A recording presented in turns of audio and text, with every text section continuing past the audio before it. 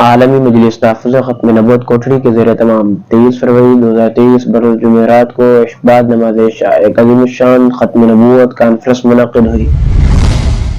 جس کی سرپرستی وفاق المدارس العربیہ سندھ کے سابق مسئول حضرت مولانا ڈاکٹر پروفیسر سیف الرحمان صاحب نے فرمائی۔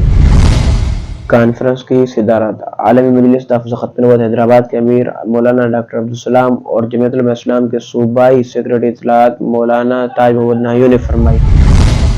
جبکہ کانفرنس کے انتظامی امور کی نگرانی عالمی مجلس تحفظ ختم نبوت حیدرآباد ڈویژن کے مبلغ مولانا ابرار شریف اور عالمی مجلس تحفظ ختم نبوت کوٹری کے امیر مولانا عبدالمجید حلیجوی نے کی۔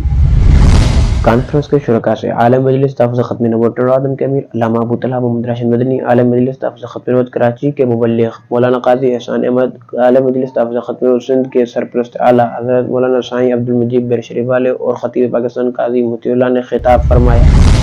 کانفرنس میں مولانا محمد عاصم صاحب اور مولانا محمد نذر عثمانی صاحب نے کوٹری سے، مولانا محمد نذیر حسین صاحب نے ٹنڈو آدم سے اور دیگر علماء کرام نے خصوصی شرکت فرمائی۔ کانفرنس میں کوٹری سائٹ ایریا اور قرب و جوار سے ہزاروں کی تعداد میں عوام نے شرکت کی۔ علامہ ابو طلحہ محمد راشد مدنی نے خطاب میں فرمایا کہ حکومت قادیان نوازی سے باز رہے، ورنہ عالمی مجلس تحفظ ختم نبوت کے کابرین کے حکم پر عوام میدان میں نکل آئے گی۔ اس طرح کی مزید خبریں اور معلومات حاصل کرنے کے لیے دیکھتے رہیے مدارس۔